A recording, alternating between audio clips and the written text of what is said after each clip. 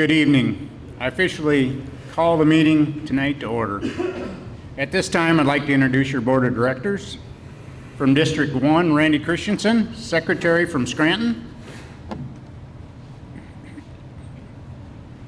Paul Heineman, Ogden.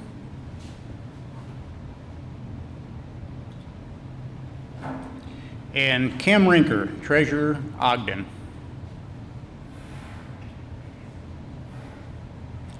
From District 2, Jim Burial, Ames. Bill Harleen, Madrid. And Doug Roby, Ames. From District 3, Joel Scow, Assistant Secretary and Assistant Treasurer, Wesley. Myself, Rick Thompson, Vice President, Laverne. From District 4, Tom Ingebrigtsen, Hudson. And Tom Bierkamp, Alden.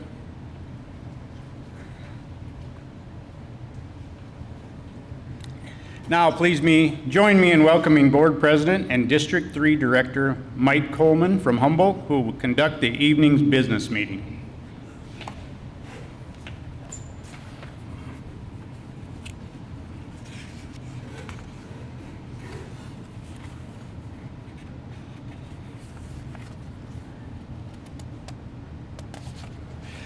Thank you, Rick. As many of you know, we are missing one of our board members this evening. Tragically, we lost a good friend and a longtime District 4 Director, Jack Runge, last month. Jack served 28 years on the Midland Board, including 14 years as president. Jack was always one of those guys that when you walked in the room, he had a wealth of knowledge from the past stuff he'd been on different boards and just the years of experience that he'd had. And he always had a good story for us during the board meeting. I know when I speak for everyone at Midland, I'll say he will be truly missed. I want to welcome all the members who attend this evening member appreciation event here in Jefferson and chose to join for our annual meeting, as well as those watching via our Facebook page. At the end of the evening's meeting, we will welcome your questions. For those members watching online, please place your questions in the comments and we will read those at the end of the meeting. As you entered today, you should have received a copy of the 2022 annual report containing the co-op's financials and meeting minutes from last year, which can be found on page 8. For those viewing online, the annual report can be found at our website at midlandpower.coop/annual meeting. Unless I hear any additions or corrections, the minutes and annual report financials will stand as presented. I would now like to introduce Haley Van Loon from the firm of Brown Wimmick to give us our overview of our election process. Haley?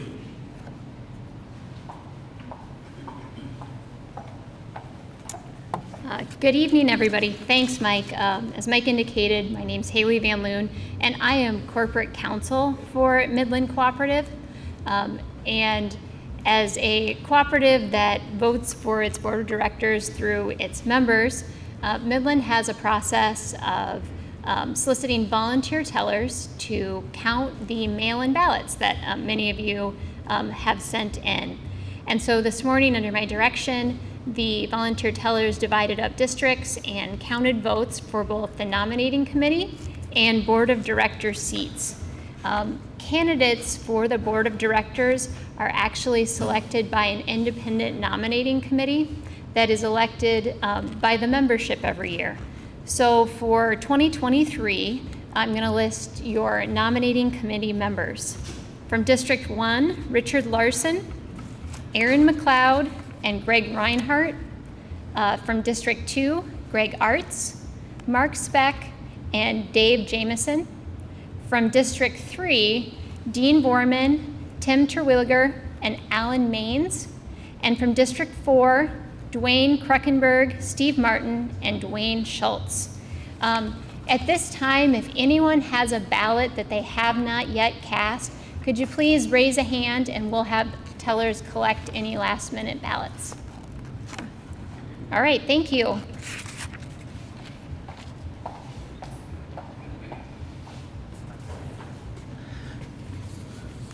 Thank you, Haley.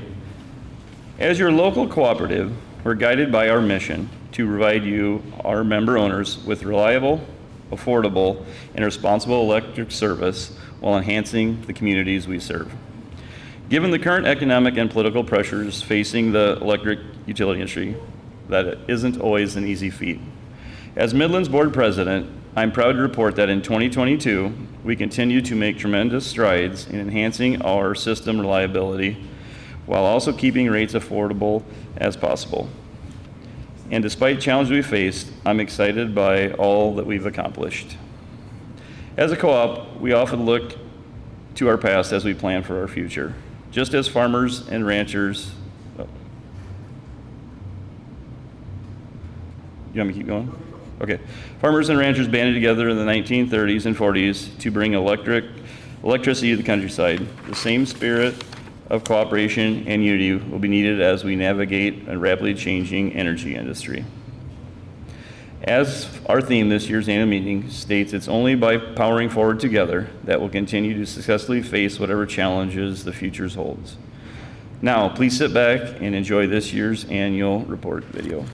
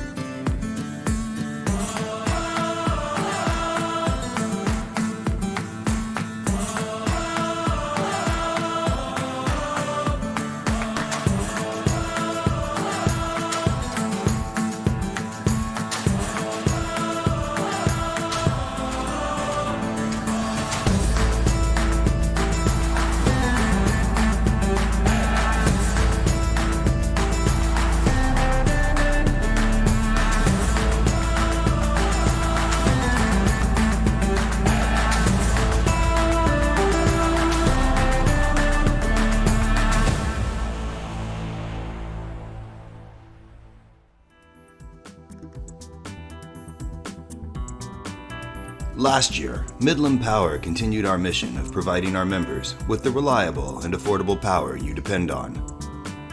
So this morning we were at Dawson Substation. This is one of our 3 subs we rebuilt last year. We also included a new sub into our system last year. This sub was a complete rebuild from the ground up.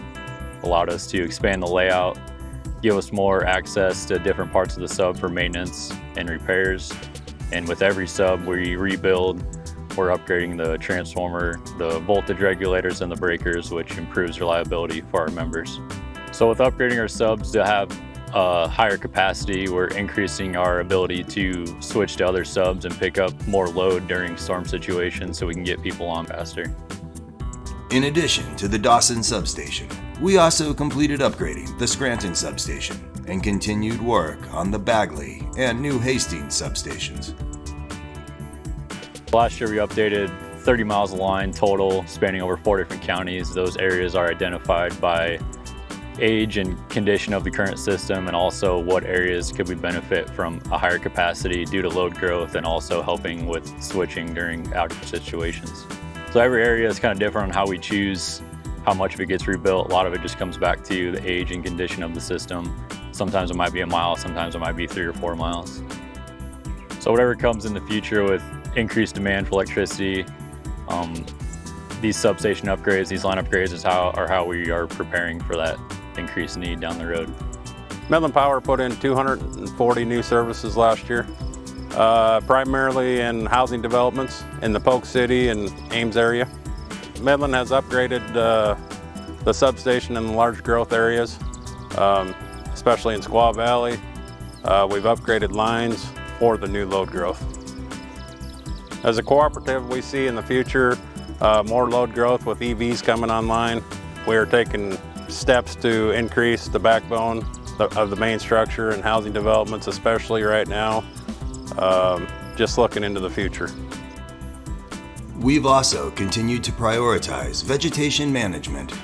We're looking at a private right-of-way that we did tree clearing in 2022 on. We do 1/5 of our system every year, which comes out to about 850 miles of line per year is what we trim out. Our tree clearing program is pretty extensive. We try to get 20 foot of clearance on each side. We get all the overhang, we get all the undergrowth, we mow these private right-of-ways. Midland Power spends about $750,000 a year on tree trimming, and it does greatly improve the reliability of the system. As an electric cooperative, the safety of our members and employees is our top concern. We're going out to visit crews today for a crew visit. These are continuous tasks that we do as part of our safety program. Well, safety goes for everybody, anywhere from accounting to engineering, operations, member care. It's across the board for the co-op, everybody in the co-op. So we're over 430,000 hours without a lost time accident, and we're still ticking away. In our world, you do business with people, whether it's our members out there, but also it's the people you come to work with every day. And caring about those people, both your membership and our people here, that's what safety is all about. It's about making sure everybody goes home at night just like they came to work that morning. Safety is top priority to co-op in my mind, because the last thing we want to do is have to go make a call to somebody's house, a fatality or an injury. If you don't know what you're doing and it's your first day on the job, you can stop the job. We stop at nothing at safety. So, to us, it's a culture at Midland. So our line crews are what make this whole thing possible. They're putting in services, they're maintaining the current system, and they're the ones who get called out when power goes out. They're on standby 24/7. Being a lineman is it's a lot of dedication. Safety is #1 priority. You have to be always ready to go. They work a lot of storms. They work in all different kinds of weather conditions. They're on call. It's a demanding job. Like just a willingness to help and sacrifice for everybody else. They're working in the harshest of conditions, and it's not a job for everybody, but the special few who can do it, they do a great job at it. As we work to safely ensure reliability, we are also focused on maintaining affordability into the future.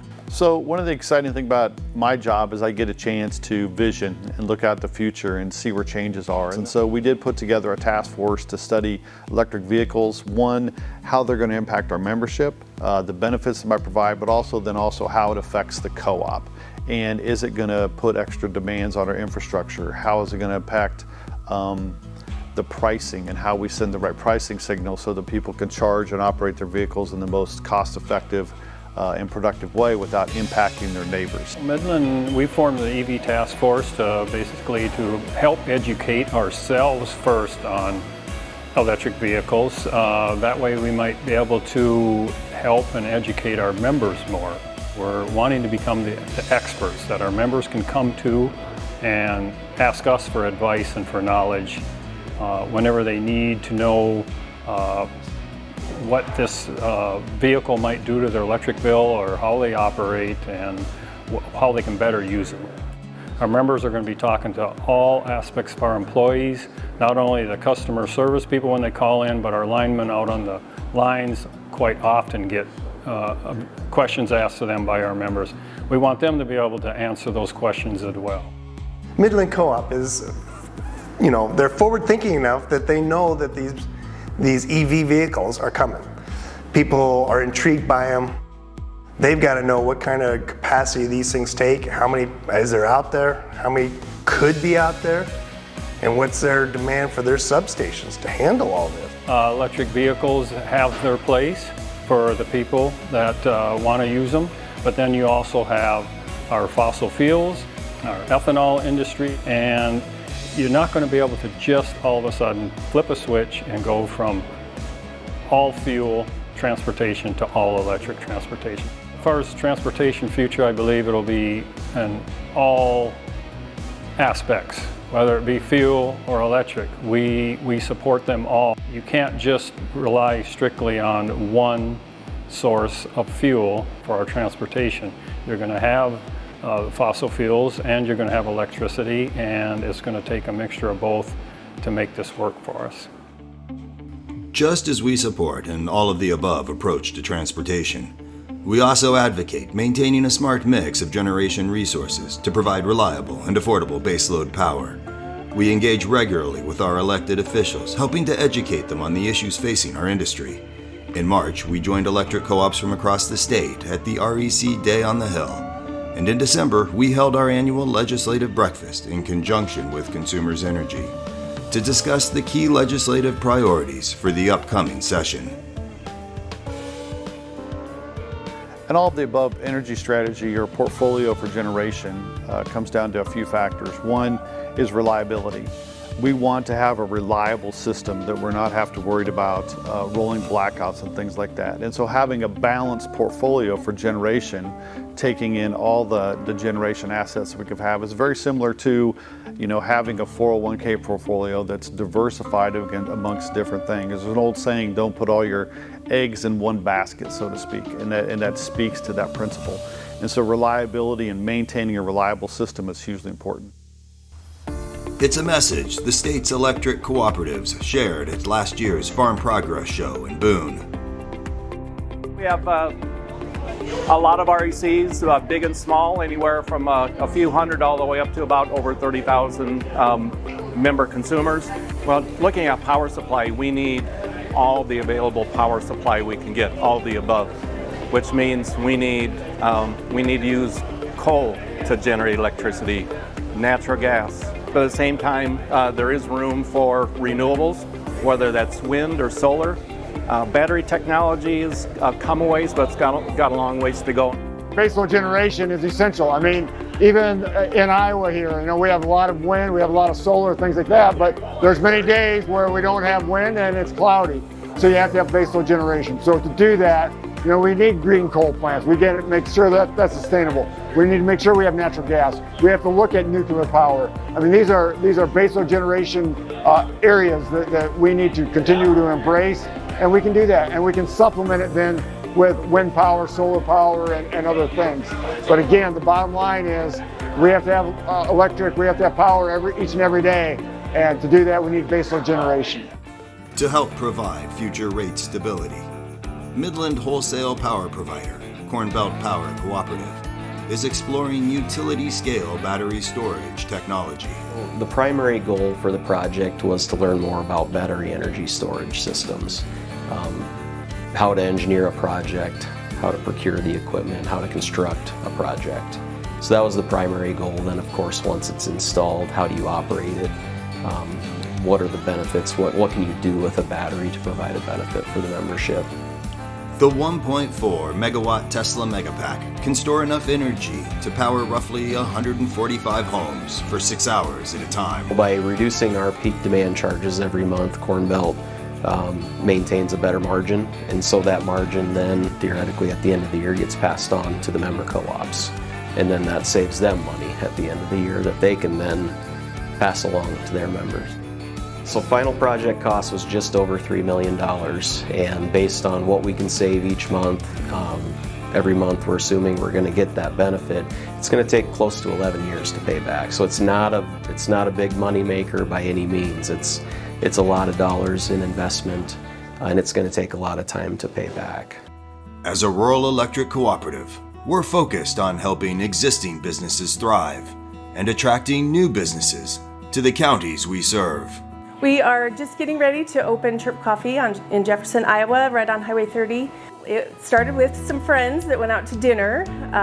It was back in February of 2022, and we were talking about another local group of women that did a big project downtown. We were just talking and decided, well, what could we do for our community to make it better? And we all wanted drive-through coffee, so kind of went with that, and ideas started turning, and we just ran with it. We learned about the revolving loan fund from our local GCDC group. Midland and Corn Belt were very helpful, and they were really a critical piece of our financing puzzle. The co-ops were great to work with. We had several phone calls, lots of emails back and forth. They just made the whole process much easier. It seemed like a daunting thing at first when we started the application, but they kind of walked us through it and made it easy to do. We could have went with traditional bank financing, but interest rates were a lot higher for a business like us. Midland Power, we love partnering with local companies and being able to use and share the revolving loan fund with them. We can help an expanding company or a new company like Chirp get its feet off the ground or improve their operations. And ultimately, our goal is to enhance the communities, enhance the quality of life for the individuals in those communities. To help keep members' energy bills affordable and reduce wholesale power and demand costs, our energy services team partners with local contractors to promote the latest in energy efficiency building practices and technologies. We are in a home that we're building in Buck Hill Estates subdivision. It's actually an Ames address, but Boone County. We're building a 2-story house with an unfinished basement. And there's many houses being built. There's about 75 currently homes out here. We're actually building in the 4th edition of Buck Hill Estates, and there's about 25 lots out here with 4 houses under construction. Over the years, yes, we've tried to build really good relationships with all the area builders in Ames, Polk City, or wherever our territory is.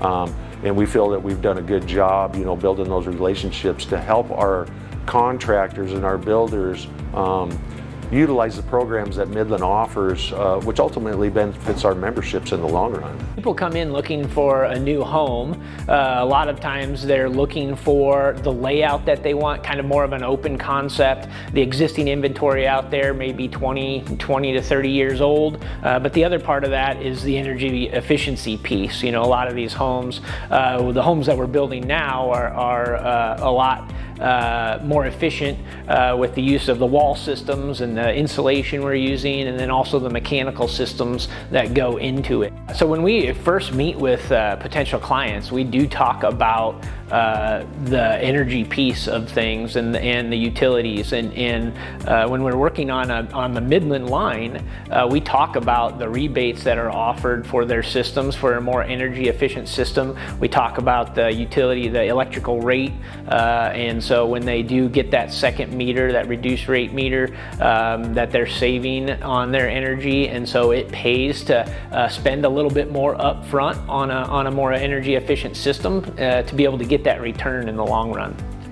These are systems that have long longevity. They're out there to last, and they'll perform very well in cold weather. These are the types of things that ultimately we present to our builders and our members, so that they can have a long-standing piece of equipment, a long-running piece of equipment that's going to give them years of comfort, convenience at an affordable price. In addition to our energy efficiency rebates, Midland's Community Solar Program offers members the chance to enjoy the benefits of solar without the need to install and maintain an array on their own property. Located at our Iowa Falls Service Center, participating members receive a credit on their bill each month for the energy generated by their portion of the array.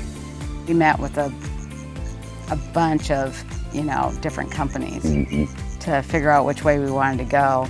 When we sat down and met with solar vendors, it turned out to be quite a bit higher, and I was looking for other opportunities that were at a lower price point.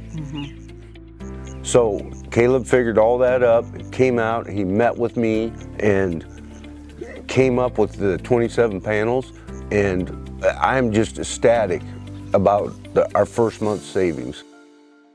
Serving our members means doing more than just providing reliable and affordable electricity. It also means giving back in the communities where we live, work, and play.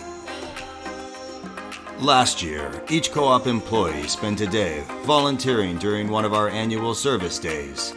In Boone, employees trim trees along Canyon Drive at Ledges State Park.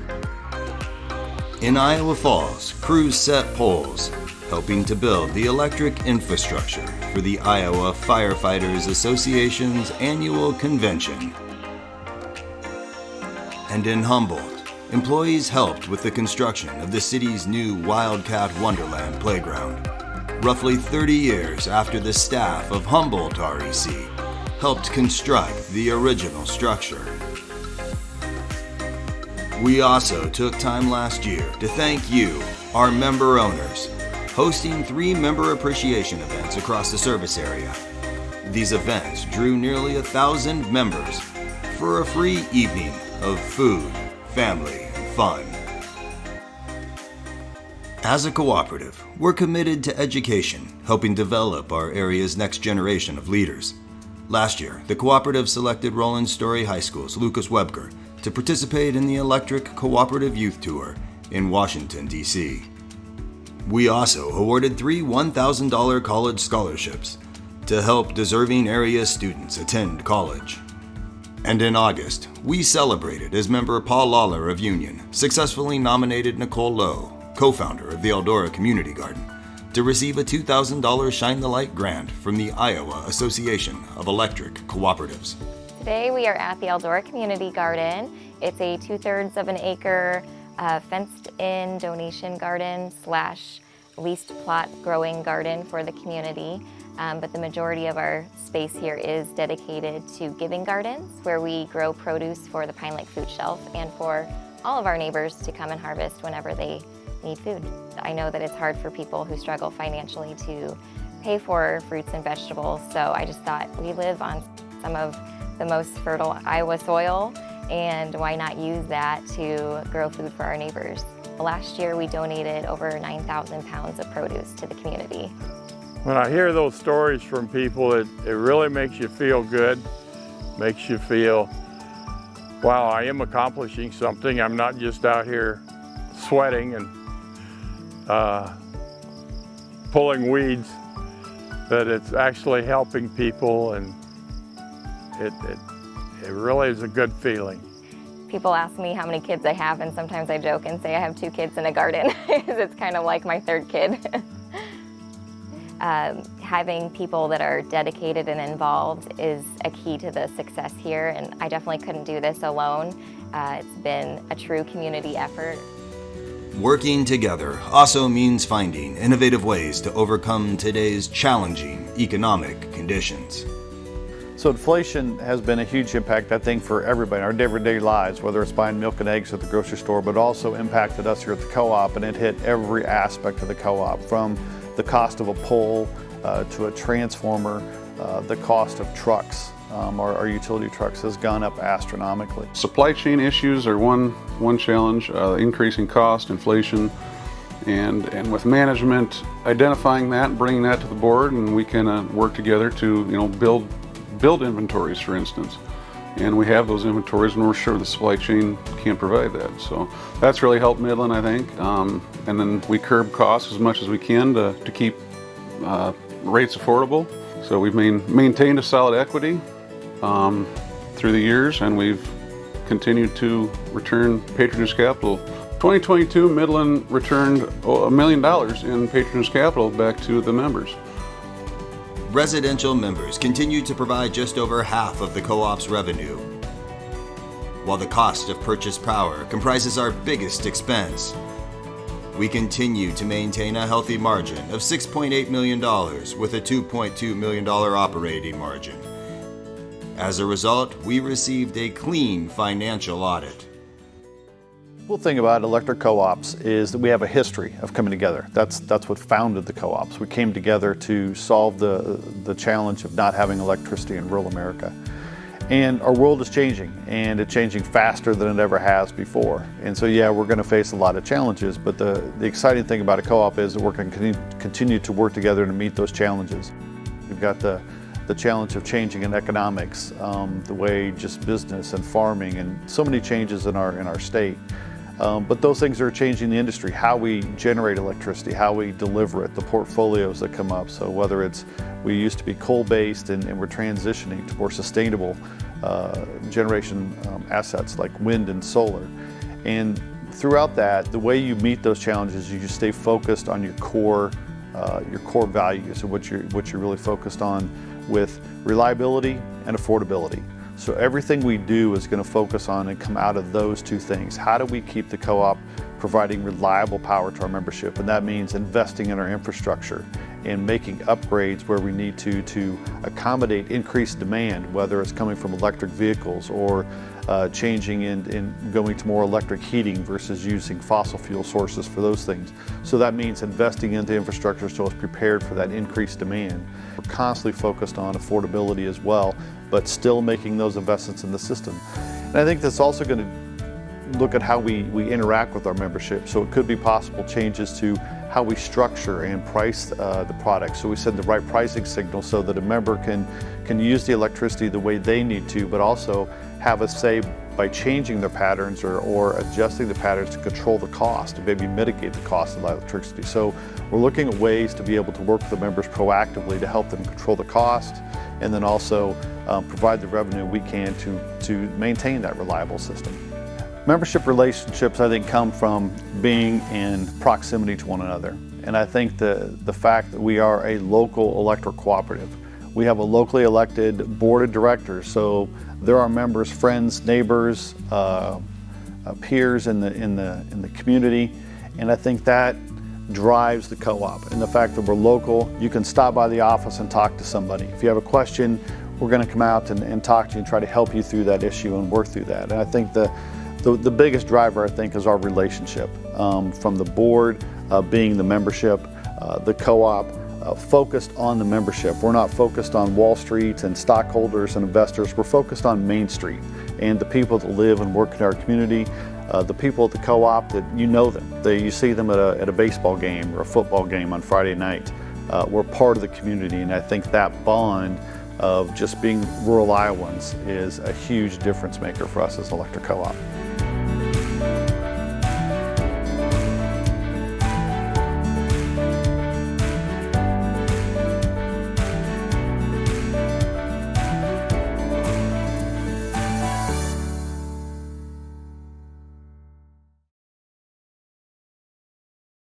I'd like to thank the Midland Power staff for the ongoing dedication to our members and for everything they do to improve our communities. Now I'd like to invite Haley back up to present the election results. Haley?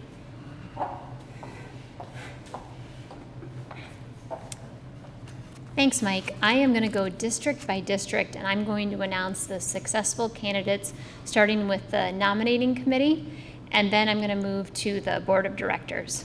So for District 1, the successful candidates were Aaron McLeod, James Moore, and Heather Putri.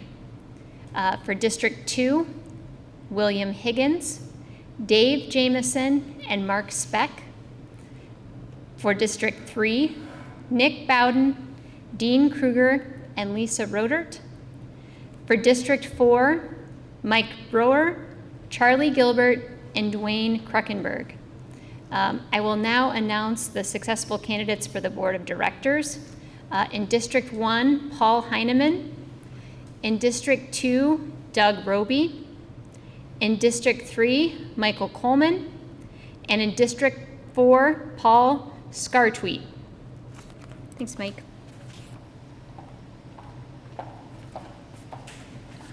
Thank you, Haley. I'd just like to congratulate everybody that won. We will now hold prize drawings. As a reminder, only Midland Power members are eligible to win. Director, employees, and their immediate family are not eligible. Members who attended one of our member appreciation dinners were automatically entered to win some great door prizes. Those winnings' names will be drawn tomorrow and announced on our social media channels.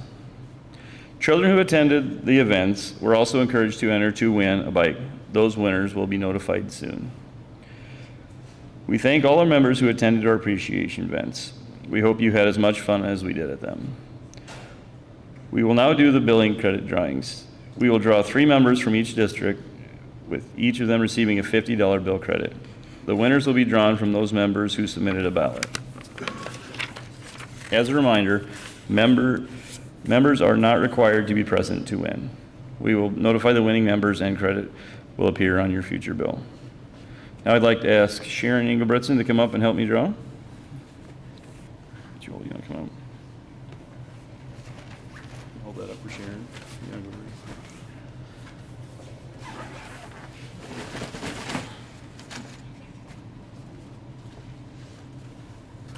District 1, Morin Farms LLC. Our second winner is Sean Saylor of Scranton. And the third winner from district is Wayne Kose of Boone, Iowa. All right, District 2.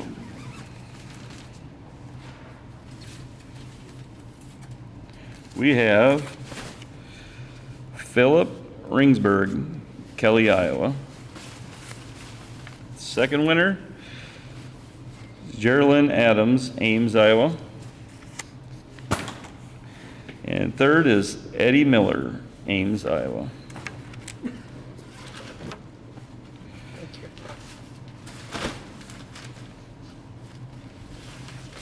District 3, first winner is Howard Mullins, Corwith, Iowa. Willard Sargent, Stratford, Iowa.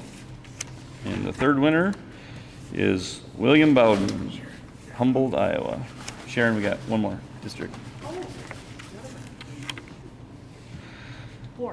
Fourth district.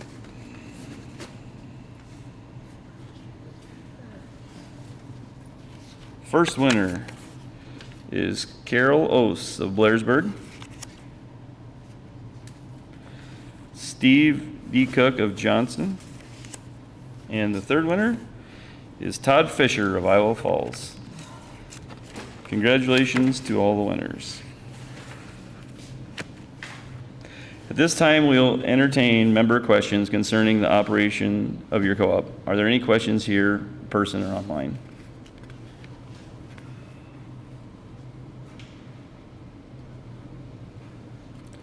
Oh, okay, no questions. Knowing of no other business to come before this body, I declare the meeting adjourned.